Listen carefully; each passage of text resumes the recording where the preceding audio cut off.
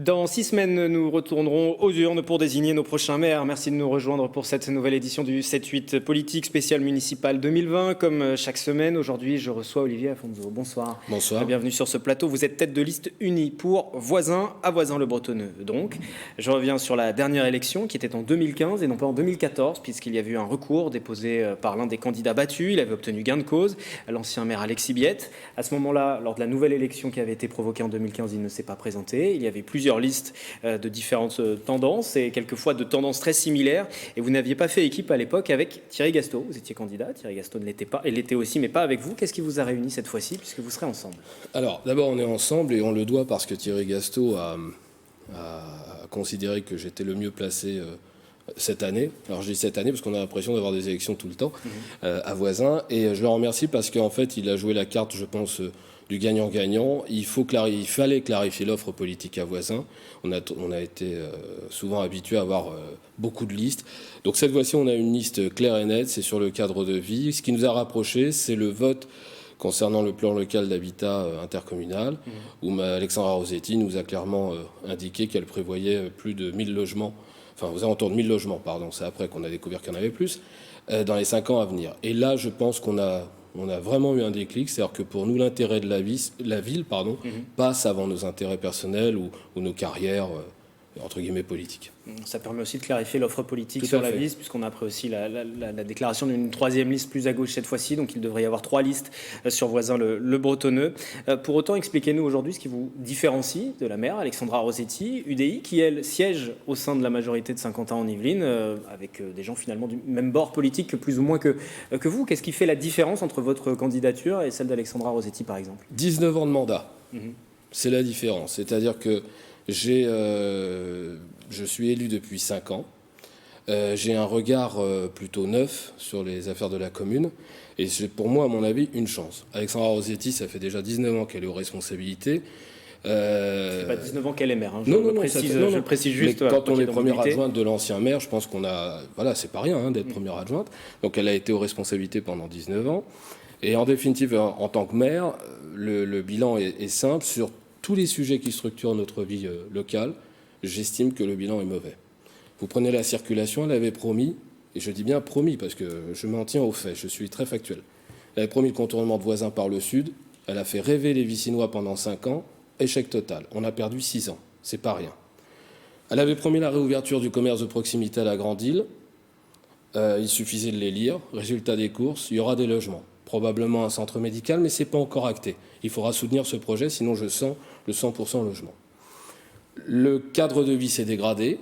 La ville, les espaces verts ne sont pas entretenus correctement. Il y a un vrai problème. Et je dirais qu'il y a un autre souci qu'on n'avait pas forcément avant, c'est le problème de la démocratie locale.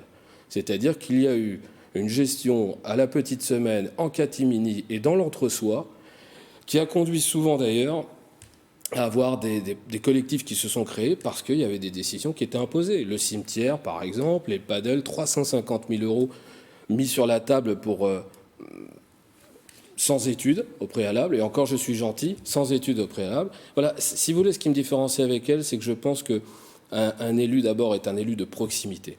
Or aujourd'hui, vous l'avez dit, elle cumule différents mandats, et moi, pour ma part, je suis hostile au cumul des mandats.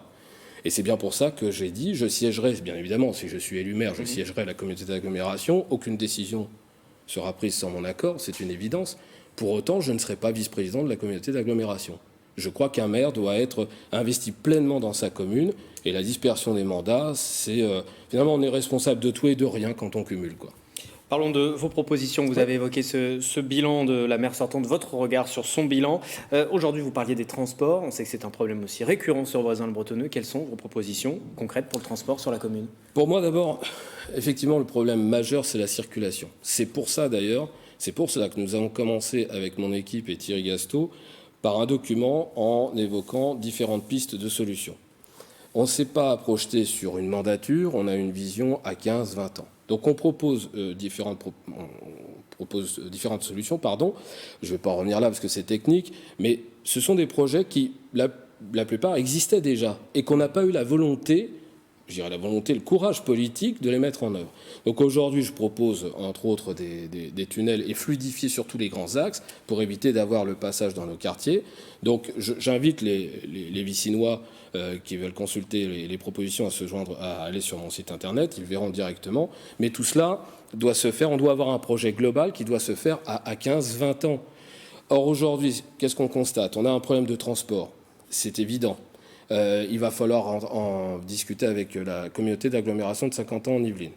On a un manque de communication avec les autres communes. Je n'ai pas vu aujourd'hui une réunion avec les différents maires des communes de Manille, Guyancourt, Montigny et voisins pour aborder ce sujet-là. J'ai l'impression qu'on ne se parle pas. J'ai lu dans un document que Mme Rosetti a mis 5 ans pour mettre autour de la table quelqu'un du département et quelqu'un de l'agglo. 5 ans pour mettre quelqu'un autour de la table. Résultat, rien ne s'est passé. Donc moi, c'est clair, j'ai un projet. Je ne le ferai pas dans le dos des Vicinois, on le fera ensemble, parce que la concertation, ça fait partie de mon ADN. Mais par contre, je le dis clairement, ça va être 6 ans à préparer les structures pour mettre en place ces solutions. Je n'ai pas de vision, mon échéance à moi, c'est pas dans 6 ans. À la fin du mandat, c'est au-delà. Néanmoins, voilà. Il faut financer tout ça. On va évoquer aussi quelques-unes des autres propositions au cours des prochaines minutes. Mais comment vous financez tout ça? Parce qu'aujourd'hui, il y a un désengagement de l'État. Et tout à fait. Pendant cette campagne, forcément, les candidats font des promesses aussi. Mais comment on finance? Il n'y aura pas, vous savez... On augmente les impôts? Non, les impôts, non, mais... J'ai dans mes propositions une proposition concernant les seniors qui sont isolés du centre-village. Alors, moi je veux bien qu'on m'explique qu'on n'a pas les moyens. En 2017, la ville de Voisin avait un fonds de roulement de 7 millions d'euros. 7 millions d'euros. On envisage d'ailleurs de payer notre participation sur le projet de la remise, je vais dire cash, c'est-à-dire qu'au lieu de faire un emprunt pour financer un quartier et que les nouveaux habitants, au fond, participent au financement de ce nouveau quartier, on va sortir du cash pour financer la partie de Voisin. Bon. La gestion n'est pas, à mon avis, idéale aujourd'hui. Je pense qu'on a les moyens d'agir. Mais prenons le cas. Les personnes âgées aujourd'hui, si on ne fait rien pour des raisons financières, ça veut dire qu'on va laisser nos personnes âgées qui sont dans les quartiers excentrés du centre-village, on va leur dire, écoutez, on ne peut rien faire. Alors, on pouvait sortir 350 000 euros pour faire des paddles, pour faire plaisir, je dirais, à des amis, parce que c'était le cas. Par contre, on ne peut pas sortir un peu d'argent pour financer une navette qui irait chercher nos seniors qui ne peuvent pas se déplacer ou les personnes à mobilité réduite. Moi, je crois que, vous savez, c'est peut-être aussi, je ne sais pas, je viens du monde de l'entreprise. Je pense qu'aujourd'hui, l'humain doit être au cœur de nos préoccupations. Je pense aussi que le cadre de vie des Vicinois doit être au cœur de nos décisions. Et le financement... C'est une réaffectation des budgets sans augmentation d'impôts? Non, mon objectif, ce n'est pas d'augmenter les impôts. Mais quand bien même, je vais vous dire, il faut être honnête dans cette élection. Moi, j'entends beaucoup de Vicinois nous expliquer, mais moi, je suis prêt à ce qu'on augmente les impôts et qu'on paye l'amende pour ne pas avoir de logements sociaux, ce qui n'est pas du tout ce que je pense. Donc, si vous voulez, les Vicinois sont des gens lucides qui veulent se donner les moyens d'avoir un cadre de vie agréable. Or, le cadre de vie aujourd'hui à Voisin, force est de constater qu'il se dégrade. Un dernier mot, nous arrivons dans la dernière minute de cet entretien. Déjà ? La suite de votre campagne. Et oui, déjà, ça fait presque 10 minutes, ce dernier mot. Donc, concernant la suite de votre campagne, les rendez-vous à annoncer, prochain rendez-vous pour vous? Alors, tous les mercredis de 18h à 20h, je suis dans une brasserie La Providence, qui est au cœur de ville. J'invite les Vicinois à venir me parler. Je sais qu'en ce moment, beaucoup de rumeurs circulent. C'est la loi du genre. Je les invite à ce rendez-vous. Ça permet d'avoir un face-à-face direct et d'échanger. Voilà. Et sur le financement, vous avez raison. Il y aura de toute façon, c'est ce que j'avais fait pour la circulation, je ferai pour le reste. Je publierai les financements, comment je finance mon programme. Mais j'attends la même chose de mes concurrents. Vous aurez l'occasion d'échanger avec vos différents concurrents lors d'un débat qui sera proposé prochainement sur notre antenne. Ce sera le 22 février. Merci d'être venu, Olivier Fonzo. Je rappelle que vous êtes candidat donc sur Voisin le Bretonneux. Alexandra Rosetti, maire sortante, elle aussi est candidate. Elle sera l'invitée du 7-8 politique mardi prochain. Merci à vous. Merci.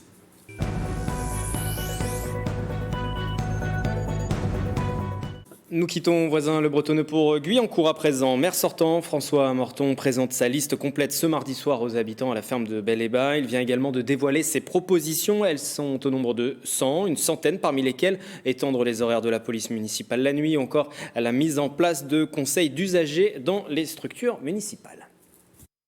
De porte en porte, dans le quartier du Pont du Routoir à Guyancourt, François Morton, maire sortant de la commune, est parti à la rencontre des habitants pour présenter son programme et sa liste Guyancourt pour tous. Bonjour madame, François Morton, maire de Guyancourt. On vient à la rencontre des habitants, vous pouvez nous ouvrir la porte ? Ce programme, il est prêt puisqu'il a été distribué dans l'ensemble des boîtes aux lettres de la ville de Guyancourt la semaine dernière, donc dans les 12 000 boîtes aux lettres de la ville. Ce programme, il est issu d'un certain nombre de constats qui ont été effectués durant tout le mandat dernier, mais aussi et bien évidemment du travail qu'on a pu faire en collaboration avec les habitants lors de nos ateliers citoyens du mois de novembre. Un programme proposé en 3 grandes parties, tous citoyens, tous solidaires et vivre tous ensemble, avec 12 thématiques et une centaine de points précis, comme la construction de logements adaptés à tous les revenus, l'extension de la faculté de médecine sur la commune ou encore la rénovation de nouvelles voiries. Certaines sont tout à fait transversales, comme par exemple la transition écologique, dans toutes ses dimensions d'ailleurs, environnementales, mais aussi sociales et économiques. Alors vous avez la tranquillité publique, vous avez l'éducation bien évidemment qui reste un pilier fort de notre programme, et puis toutes les questions sont abordées en n'en éludant aucune. Le programme est à retrouver dans les boîtes aux lettres. En attendant, François Morton donne rendez-vous au Guyancourtois le 3 mars prochain pour une nouvelle réunion publique. Elle aussi candidate à sa succession, Nelly Dutu poursuit sa campagne à La Verrière. Nous étions présents lors de sa dernière réunion publique en date voici quelques jours.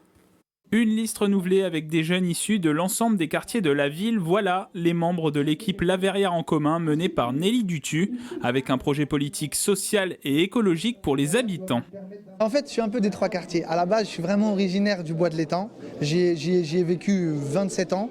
J'ai vécu aussi à Orly Park et au village. Donc, j'ai vraiment une vue d'ensemble de la ville. Au niveau du conseil municipal, si on peut favoriser la solidarité, l'aide aux gens, j'essaierai de faire mon possible. Plusieurs mesures pour l'insertion professionnelle, la création d'une régie de quartier, instance dirigée par des habitants et des élus pour développer des services et embaucher des habitants. Autre mesure pour favoriser l'emploi, obtenir un chargé de mission sur ce domaine avec plusieurs objectifs. Prendre contact avec les entreprises, faire connaître la Verrière, montrer aux entreprises que les jeunes ou les moins jeunes de la Verrière, on peut leur faire confiance. Autre point, avoir plus de produits locaux et bio dans la restauration scolaire et à terme l'idée d'une cuisine centrale pour confectionner les repas des élèves de la Verrière. Je crois très sincèrement que les enfants ont droit à cette cuisine qui donne des repas de meilleure qualité, où on peut justement faire attention à ce qu'on met dans l'assiette. Sur les grands projets, Nelly Dutu souhaite poursuivre le projet ZAC Garbécane et assurer la rénovation du quartier du Bois de l'Étang sans destruction. C'est la fin de ce 7-8 politique. La campagne est à suivre chaque jour dans le journal dès 18h et puis les replays ville par ville sur notre site internet et application mobile. Ne manquez pas non plus nos premiers débats à suivre sur cette antenne à partir du 8 février. C'est un week-end. Rendez-vous samedi donc. Bonne soirée.